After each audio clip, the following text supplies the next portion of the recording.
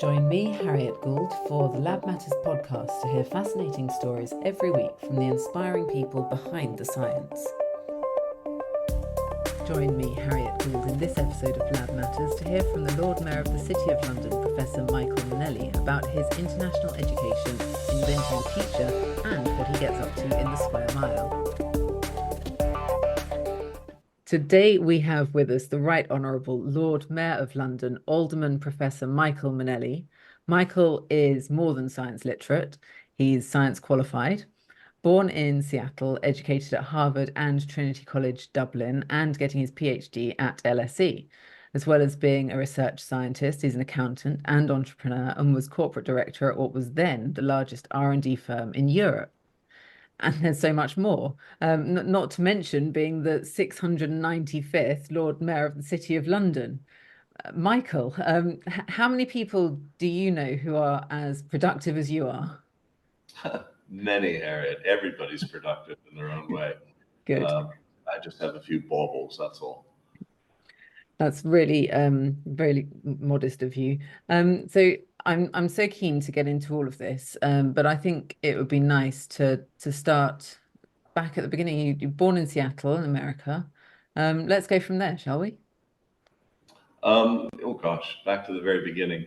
Yeah, well, strictly speaking, Dad's Italian and Mom's Irish, and we were very peripatetic because my father was an engineer in the aerospace industry when I was growing up. So I started school in Italy, and then we returned to the States, and he was working for Boeing, and he wound up being project manager on the Apollo capsule. So I was very much sort of a space kid. And I wound up going Which Apollo capsule?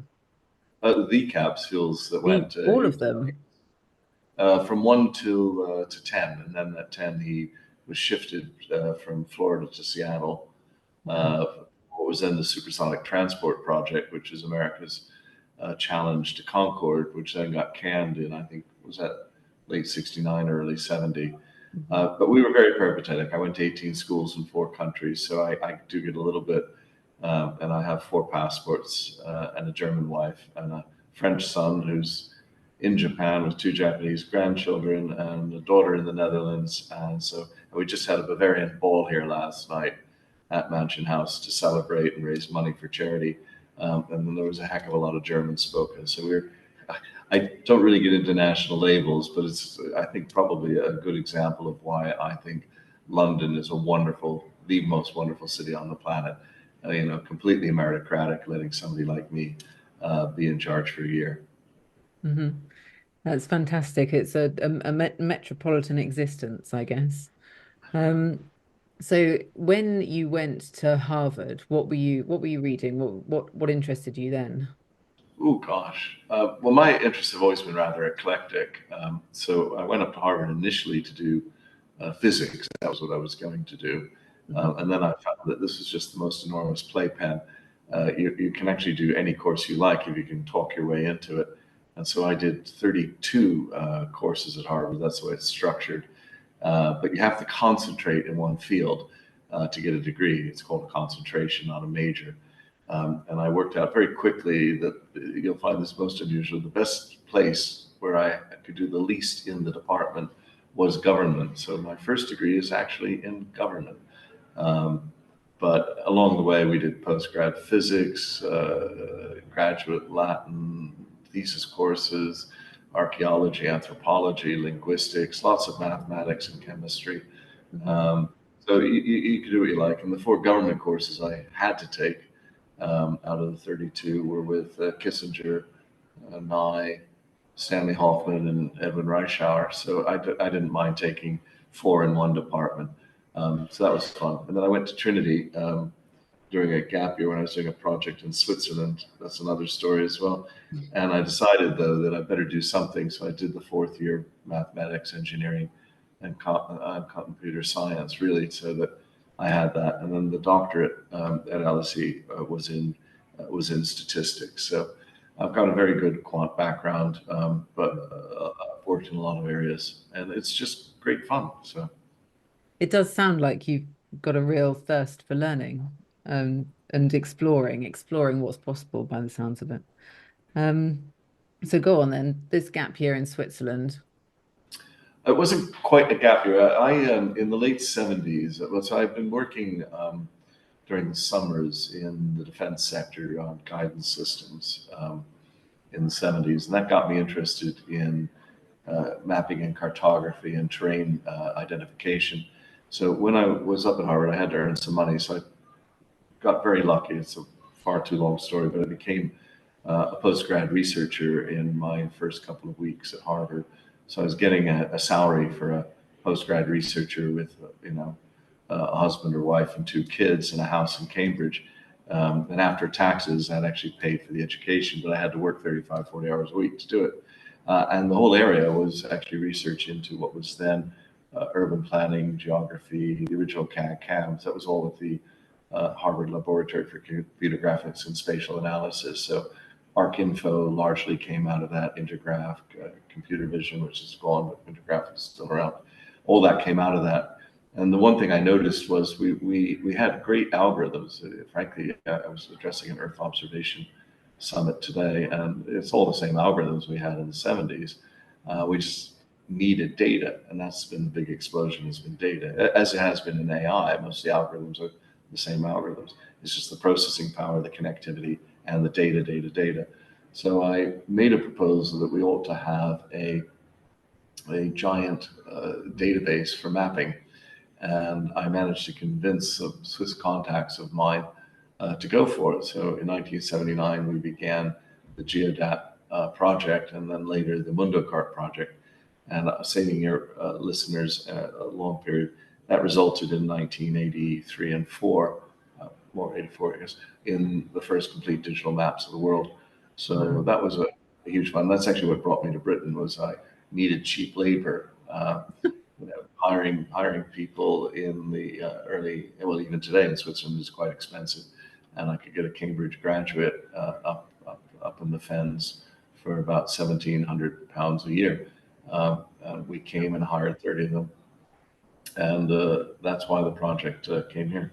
And it was that got me interested in the city in 1984, because the one thing I could see was we were going to have the mother of all computer projects down in the city on finance. And so when that project came to an end, and I still advise on, I still do Earth observation work. Nevertheless, I decided to move into the city really in 1985, and I've had a lot of fun here as well, combining science and finance. I bet. Did the digital maps precede Google? Oh yeah, preceded Google by quite a period actually. Right. But yeah, but it was. I mean, look, I'm green with envy at Google Earth when it came out. I thought that was great. I'm trying to remember Google Earth circa 2000, There was 2000. a there was a film about, oh, I can't remember what it's called now, but there was some sort of rivalry between a tiny little startup and Mm. Google Earth. Yeah, there was, But and I was. you were before all of them. We were 20 years ahead of that. Wow. Uh, and it was an interesting period. This was cutting edge stuff. You had huge data sets by the standards of the time. Mm. Um, Enormous data sets. You were using advanced graphics equipment. I think I bought the first Versatech 36-inch plotter in Britain. I think I bought the first DEC Vax machine in Switzerland, the second in Ireland. Um, it was great because you needed it to get the job done. You were at the cutting edge. We wrote algorithms which other people would copy. We created a standard CGIS, Common Geographic Information Standard. That was just heaps and heaps of fun. First Mm. time anybody had to do contracts about large scale data services. Sitting there writing contracts in French. It's just an enormous giggling fun time. I really enjoyed it. Um, I wish I kind of got spoiled. I thought business was really quite easy. You come up with an idea. We got 14 oil companies to pay for it in advance. They worked in a very large consortium. I flew around the world, not always in first class, but never exactly slumming it. I walked into boardrooms in Den Haag, because I knew the people, and I never thought that you wouldn't let a 21 or 22-year-old with long hair do this stuff, because we were just getting it done. We brought out first laser line following digitizer. We were the first people to produce a CD-ROM other than Sony or Philips. So we were their first non-Sony Philips customer because we needed it. We needed 600 megabytes, and I didn't know where we'd get it. We were certainly going to be giving users enormous tapes to lug around. It was just a great time. Mm. I do look back and think slightly nostalgically about the 80s, I have to admit. And it sounds like you do too. Well, my daughter is a Dutch engineer. She made the fatal mistake. She graduated a year and a half ago, and she took Daddy to what they call the Studio Verzameling, the study collection at Delft. So it's like you go down the stairs into this cellar, and we got down there, and she said something extraordinarily unladylike, followed by, "I thought it was." I thought it was 200 square meters. I didn't realize it was 2,000 square meters. And what she'd done was to bring me into this enormous bit of all this old equipment with 8 creaky guys saying, drinking cups of tea and saying they were going to get this to work again. And they said, "What would you like to see?" And I said, "I'd love to see the Dutch version of analog computers circa late 60s, because I started programming on those in the aerospace sector, because it was part of the conversion from analog to digital in aerospace in the 70s. And we actually managed to get 3 or 4 of the pieces to closer to functioning, and they were a bit stunned, and I was sort of, "Oh, this is great." My daughter, who had expected that we'd be down there and have a quick look at it for 30 minutes, and my wife were very, very disappointed when we only got out just under 3 hours later. It's good fun. And we didn't get to any of the other rooms really, so who knows what we would have done. So where should we go next? You're flying through, sort of leading some sort of charmed life as an inventor, and you're building things and forging, I don't know, pathways for all sorts of things that have followed. Well, I suspect listeners would rather hear about the present, but if I can do it in 60 seconds, it would be very much went into finance, as I say, in 1985, realized I didn't know anything about it, decided I ought to study it, took an accountancy qualification, a securities trading qualification to make sure I knew what I was doing, and then became a partner. And for 7 years, I ran BDO Consulting, which was then the international consulting arm of BDO. And then in 1994, BDO merged in with Arthur Andersen, which didn't make me happy. And the MOD said, "Why don't you come down and be a grade 3, a 2-star equivalent is what they call it, and run a chunk of defense research." Defense research in those days was about 40% of UK research, and it gave me the same expanse. We had Porton Down was reporting into us if you wanted biology stuff. We had all sorts of projectiles and explosives, material science, human sciences, large amounts of chemistry, aerospace, underwater acoustics. It was really good fun. And I spent 6 years there. But ultimately, MOD is a big bureaucracy, and I was more there to set up the privatization of a chunk of it, which today is known as Kinetic. We also privatized, before Kinetic, a good chunk of the estates. And we also created what today you'll know as DSTL, Defense Science and Technology Laboratories. But by 2000, I was kind of getting a bit weary of government bureaucracy. We had set up, in fact, so my ex-team from BDO, ZN, which is it's a think tank that does what I like to do, which is finance and economics and science and technology. And over the course of that, which is celebrating 30 years in October, we have done things like created sovereign sustainability linked bonds, helped create the carbon markets here in London. We've had some advances on AI use of pulmonary cancer care back in 2005, which the Chinese government uses for pulmonary cancer. Made some advances in electronics, particularly long distance, high voltage, low loss cables. So we just keep these 2 areas going all the time. And it's just, I think it's a mindset that the 25 of us are just people who, when we see a problem area, we like to do something about it. So that's kind of it. And then obviously in the course of that, you ran across the city. I ran across the city on a project which later, not much later, in 1992, led to Pool Re. And I was going, that's kind of weird. What is this place? Why am I dealing with what I thought was local government? I've since learned I was dead wrong on that. And then suddenly I'm talking to them about the SOX and NOx markets, the acid rain markets in the 92 to 96. Then we actually went to, I didn't go personally, but the team went to COP3 in Kyoto and sold the world on carbon markets. And then we wrote a paper in 98 that we could start trading them in London. And that led to the carbon markets being launched in April 2005 based on our designs. And here I am doing this with this really strange entity, which I like to call the world's oldest democratic workers and residents cooperative, because we are nearly 1,400 years old. We've been holding elections since the middle of the 7th century. And so I thought, well, that's just fantastic. And then about 12, 13 years ago, somebody said, you ought to run to be an alderman. You've been involved in the city. You've been chairman of the ward club. We have 25 wards in the city. So I was into the city life, and I thought, well, I'd run to be an alderman. And then that led to somebody saying, you ought to run for sheriff, which I did in 2018, took office in 2019.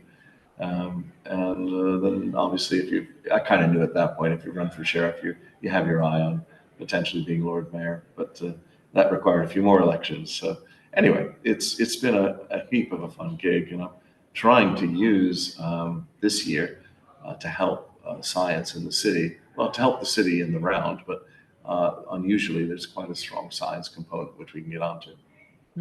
Lab Matters is brought to you by the award-winning temperature control equipment from Polyscience, available worldwide. Polyscience, changing the world of temperature control forever. We can get onto that. Just before we do, I want to hear a little bit more about some of the idiosyncrasies of the office that you hold, because it's so specific to the City of London. It's not really heard about that often, in the same way as we always hear about the Mayor of London. The elections are quite well covered in national media. Not so with the City of London. But as you say, it's the oldest office, the oldest part of London. It's lots and lots of delicious history to go along with it. But it would be nice to hear some of the Oh, yeah, ins and well, outs from don't your mean to cut perspective. the flow, but I'll give you a quick nudge when I talk to Americans or Chinese or French or whatever. So yes, world's oldest continuous democracy. Frankly, there are not many left like us. It wasn't an unusual model, by the way. Prior to Napoleon, many cities across Europe ran in this sense. The city itself was unusual in England because the three highly centralized monarchies of France, Spain, and England really didn't like this model. But we signed a treaty, the original charter with William I. English listeners will note that I didn't say William the Conqueror because he never conquered the city. So it is with William I. And we had subsequent treaties in 1132, 1189, and 1215, the Magna Carta. You'll notice with the facility with which I do this, one, you have to be a history buff to be Lord Mayor. It's just you can't get away without it. But we found ourselves being this enclave with rights, and we are legally incorporated by prescription from time immemorial, and that means that we can do what we do as long as we prove we've always done it. So, for example, and time immemorial in our case is Richard I, Richard the Lionheart. So anything we can prove we did, kind of before 1200, we're able to do. So we have our own police force because we've always had our own militia. We control the bridges. We control the Port of London. In theory, I hate that, but we do. I hold at least 85 titles ex officio. Rector of City University is sort of the most modern. President of Gresham College it's actually older than you think. That's 400 years old, and on it goes. So all these titles that you hold in theory, but because the city started them, we as a city, I do sometimes joke. I wish that we had surface-to-air missiles before Richard I, but sadly, we don't get one of those to play with, which is probably a good thing. So it's a crazy role in that regard. The city was offered in, I believe it was in the late 1600s, early 1700s. Maybe it wanted to be the governing body as London moved into the suburbs, and it declined to do that. May or may not have been a good thing, who knows? But anyway, we are now restricted to the square mile, 1.12, and not exactly square. So not exactly a mile, not exactly square, but that's what it's about. As you move through that historical element, though, what you will see is very strong relations internationally have always been the case. And we have often carved, plowed our own furrow in things like, for example, the city supported the American revolutionaries, and our archives have letters from Jefferson, Adams, Franklin, thanking us for supporting them against the crown. We voted for Charles to have his head taken away. So it's got quite a contentious history there. A lot of people say, "Oh, you are a city-state." Well, one could argue this, the cows come home, but there are definitely elements of the city-state. And prior to Napoleon, we had a lot of sister states like that throughout Italy, on up through the Holy Roman Empire. The Hanseatic League cities were all run in this fashion. The nation state was not as paramount. But our role in the nation state, which we most clearly support, so don't take it anyway, as we see it, is we have an opportunity, which we'll come on to in a minute, to actually branch out and operate semi-independently to achieve other goals. So we give a kind of an extra lever to the nation, and we like to use that lever for things like climate change in ways that often central government is either underfunded on or short-sighted about or whatever. So if I had to pick something long-term, I'd pick climate change, which the city passed the very first Clean Air Act in 1953. Went to Rio, went to every single COP, long before any of the national politicians were climate change enthusiasts. Actually, though, interestingly, with one exception, Margaret Thatcher, who was the very first politician to ever deliver a lecture on climate change in the late 80s to the UN. Ozone then. Yeah. So no, it was actually climate change. It wasn't ozone. No, she was genuinely concerned as a chemist about it. So we've had the theory since Arrhenius in the 1890s. The Mauna Loa series is very, very compelling, and that dates back to 1953, I think, or 52. So anyway, you can see that the nerd in me, but yeah. So we take a long term, but to take another area, just to off the cuff, I'd take something like renminbi trading, where clearly in 1997 we could see where things were heading, and we lobbied very, very hard to discuss how renminbi would be traded offshore. Worked with the Chinese government to make them comfortable that their currency would be better if it was traded offshore. And finally, back about 10 years ago, it was exactly 10 years ago, it was 2014, we convinced the Chinese that London would be a safe center to trade renminbi offshore. Now that's taking a view between 1997 and 2014. And that's the kind of view the city likes to do, is to take the long-term view. And we can, being 14 centuries old.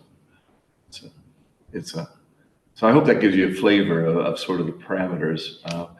It really actually, yeah, it might help if I explained also one other characteristic. When I say workers and residents cooperative, let me just unpick the workers bit. So we have only got about 8,000 residents. The city was largely decamped around 1800. People began working outside the city.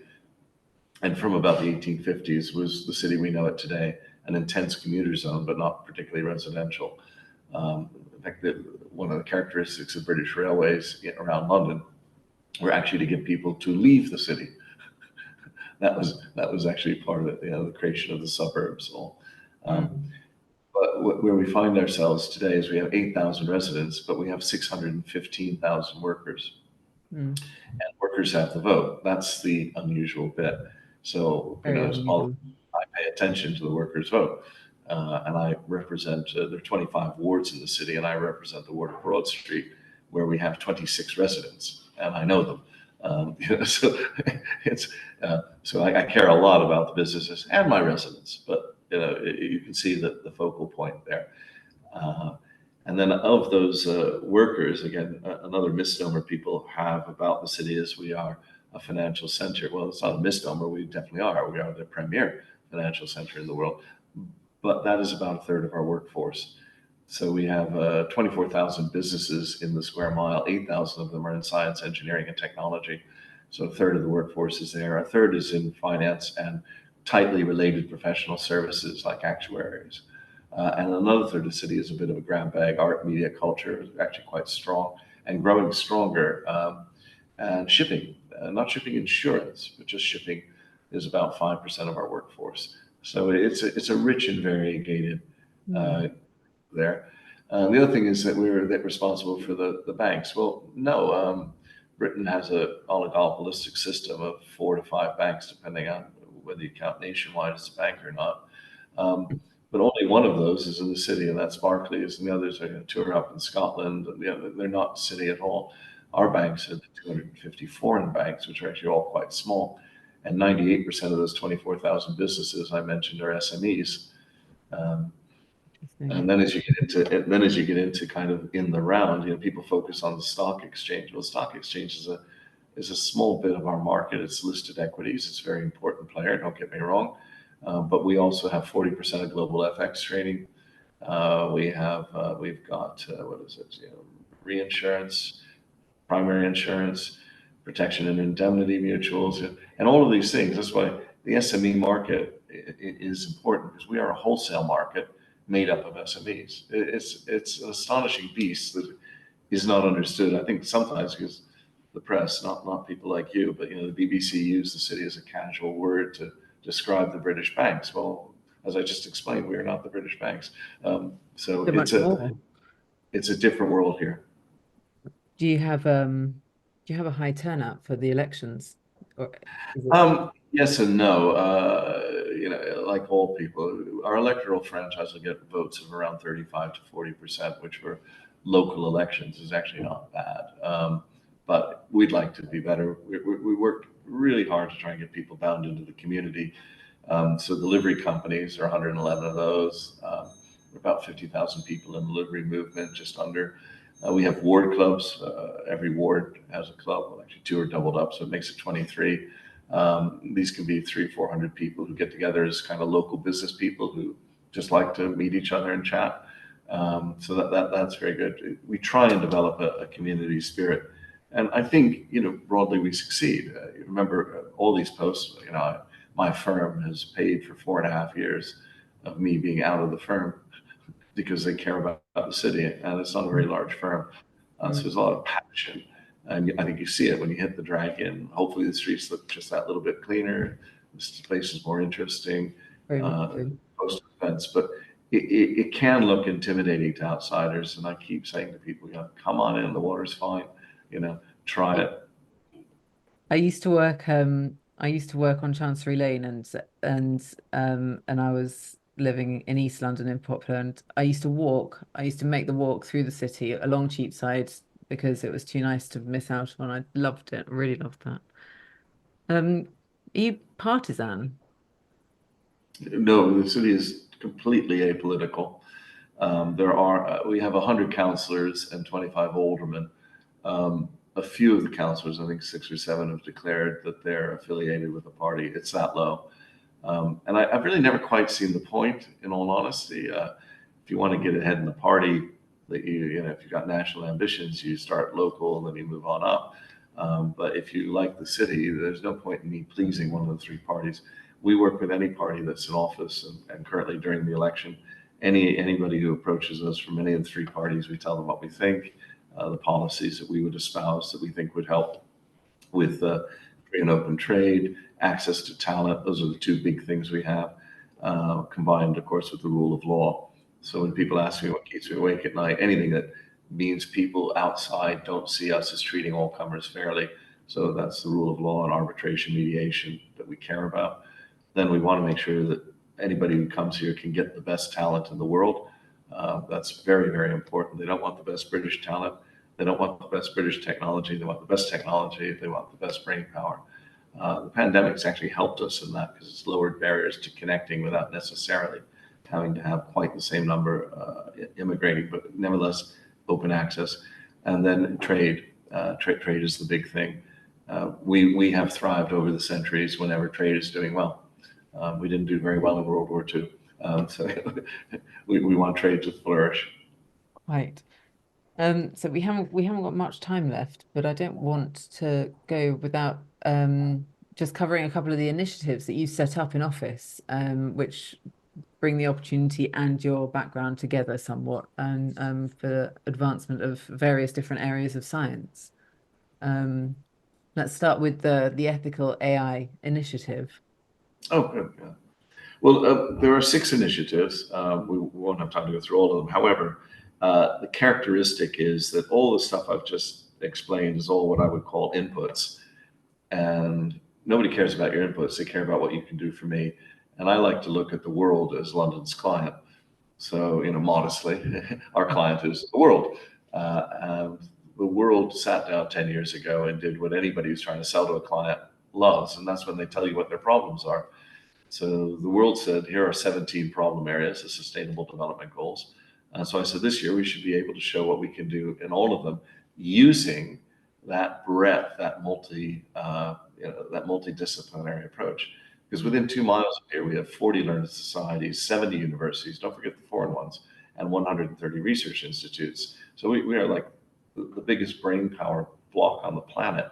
And I wanted to show that to good effect. So the first one was on ethical AI, as you mentioned. There, what we have done is to observe that AI needs regulation. We have no qualms, but it could become a huge trade barrier, the regulation of AI.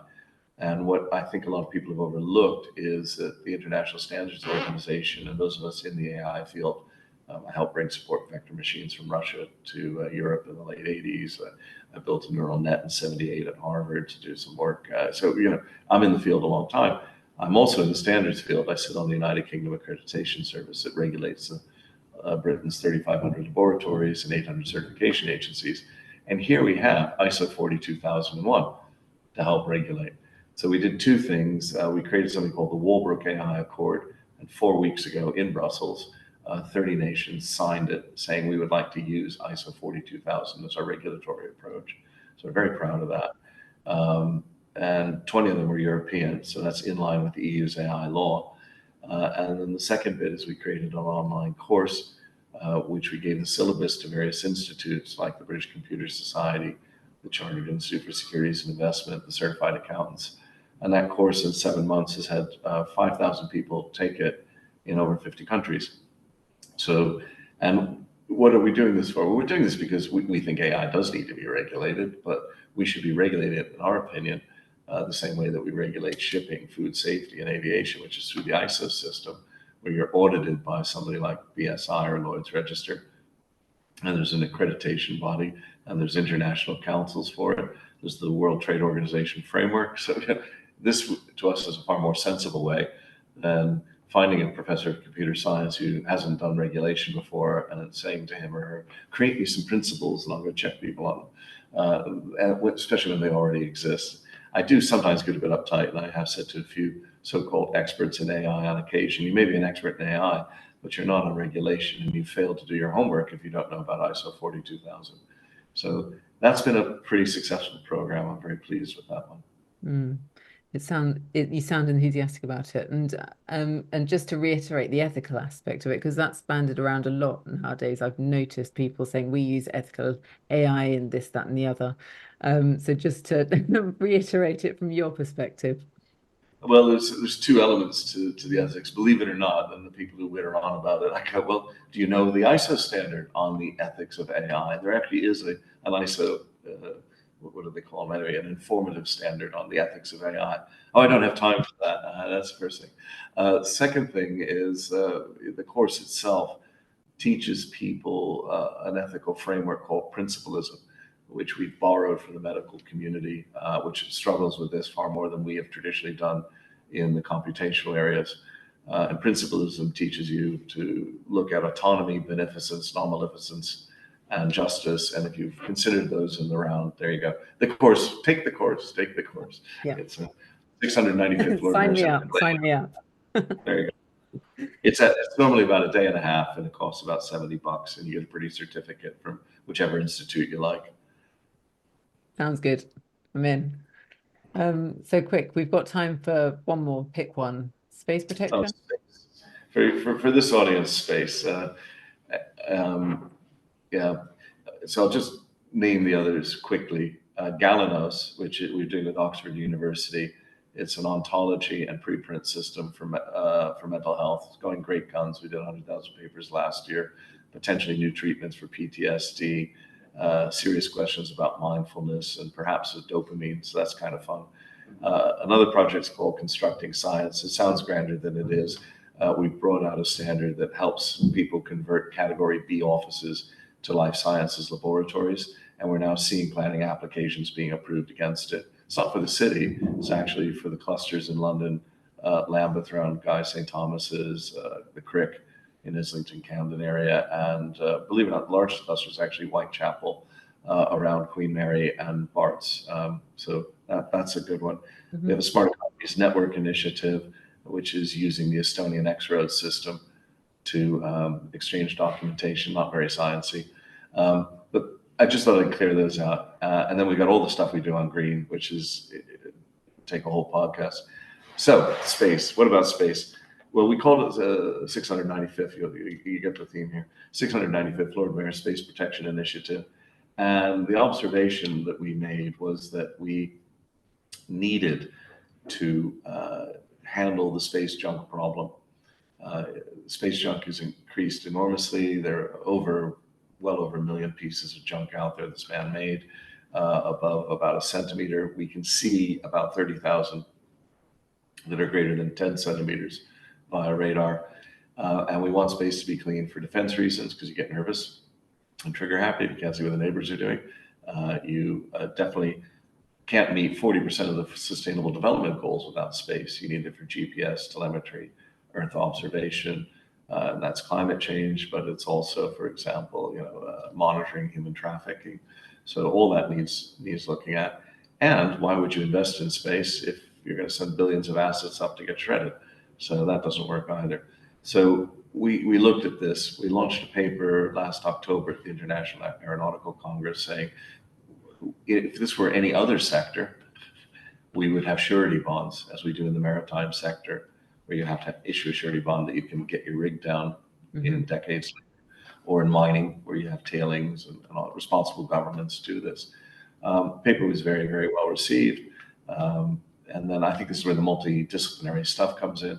The insurance sector gave us actually a letter of intent from 6 global underwriters that they would underwrite $500 million for each operator. That's quite a serious $3 billion letter, on 2 conditions: that we can get the stuff down, which hasn't yet been done with third party, and the governments require it. We've been working on the governments, and last week the 56 nations of the Commonwealth said they supported the idea. We've been working with the space industry trying to get letters of support.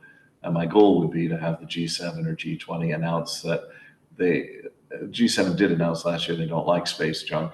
I just want them to say, we don't like space junk, and we would like to explore the use of financial guarantees, as vague as that, by say 2030 or something, so that we are able to start getting investment into the space debris retrieval area for some of the young startups, and we begin to push it. So it's been a rocky roller coaster bit. And I think the funniest thing I found is writing scientific papers this year, writing one for the International Aeronautical Congress on this. And I think I did have one published in the Royal Society of Chemistry on, what happens if we burn it all, carbon reserves, budgets, and policies for government. So I think I'm the first Lord Mayor to have a peer-reviewed scientific paper appear. Well done, indeed. But I'm not sure. We'll have to look into that. Just on a technical point, or maybe it's not that technical, what are the practicalities of bringing all of the stuff back from space? Well, I think a few things. One, in fairness, we are just trying to stop the problem getting worse. So the surety bond would only apply to the ones that were going up from the date that we could do it. Secondly, there are some speculations.